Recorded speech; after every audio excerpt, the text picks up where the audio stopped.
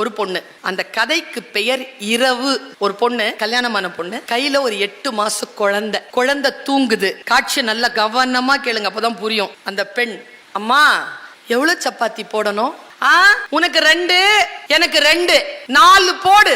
வாசல்ல இருந்து குரல் கேட்கிறது. மாமியாரின் குரலை கேட்டு பயந்து நடுங்குகிறாள். ஏம்மா, அவர் வரமாட்டாரா? ஆமா, அவன் ஊருக்கு போயிருக்கான், வரத்துக்கு 4-5 நாள் ஆகும். நீ 4 சப்பாத்தி போடு போதும்.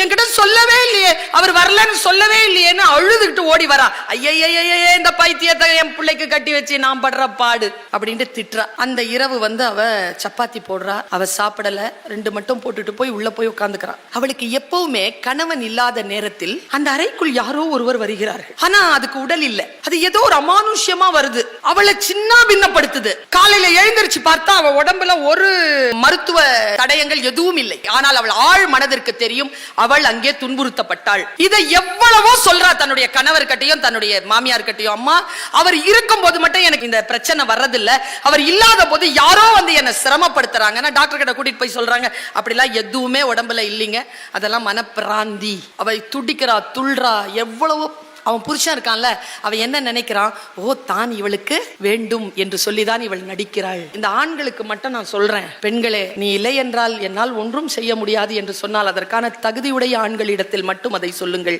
அதற்கான தகுதி அவர்களுக்கு இல்லை என்றால் அவர்கள் உங்கள் அடிமையை விட உங்களை கீழாக நடத்துவார்கள் என்று சல்மா பேசுகிறாள். அந்த தகுதி இருந்தா சொல்லுங்க. நீ இல்லாம நான் கிடையாதுப்பா, நீ தான்ப்பா என்னுடைய ஆயுள்னு நீ சொன்ன நான் அவன் நம்புகிறான் என்றால் சொல்லுங்கள். இல்லை என்றால் அது அவர்களுக்கான மன பிரச்சனையாகத்தான் அவர்கள் எடுத்துக்கொள்வார்கள்.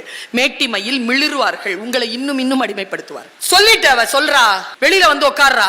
அவளுடைய ஃப்ரெண்ட் ஒருத்தி பக்கத்து வீட்டுல இருந்து வரா. இதுதான் கதையினுடைய ட்விஸ்ட். அந்த பொண்ணு கிட்ட அவ பேசும்போது சொல்றா, என்னன்னு தெரியல, அவர் இல்லாத நேரத்துல மட்டும் ராத்திரி ஒருத்தன் வர்றான். ஆனா அவனுக்கு உருவமே நான் சொல்ல முடியாது, ஆனா ஓரளவு என்னால கற்பனை பண்ண முடியுது.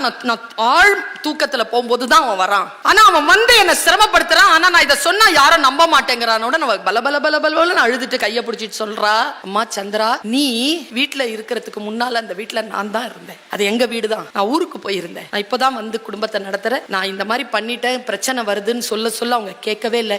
எனக்கும் இத்தகைய அனுபவம் அந்த வீட்டில் நிகழ்ந்தது.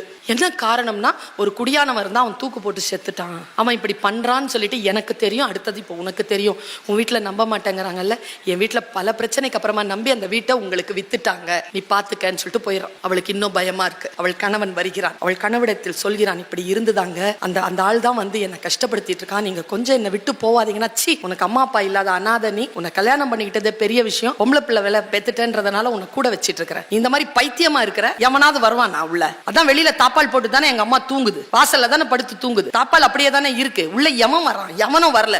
நீ வேணும்ட்டு குடும்பத்தை கலைக்கிறதுக்காக இப்படி பண்றது என்னென்னமோ பேசுறாங்க. இன்னில இருந்து நான் 20 நாளுக்கு வரல அப்படின்னு சொல்லிட்டு அவன் போறான். கதை முடியுது, போறான். இந்த பொண்ணு ஒரு முடிவு பண்ணுதுங்க. அன்னைக்கு காலையில எழுந்திருக்கிறா, குளிக்கிறா, குழந்தைய குளிப்பாட்டுறா, விருந்து சமைக்கிறாங்க. ஃபுல்லா விருந்து சமைச்சிட்டு மத்தியானமா கோயிலுக்கு போயிட்டு வரா. கோயிலுக்கு போயிட்டு வந்து குழந்தைய அலங்கரிச்சுட்டு தானும் மஞ்சள்லாம் பூசிக்கிட்டு பொட்டு வச்சுக்கிட்டு பூ வச்சுக்கிட்டு புத்தாடைகளை அணிந்து கொள்கிறாள்.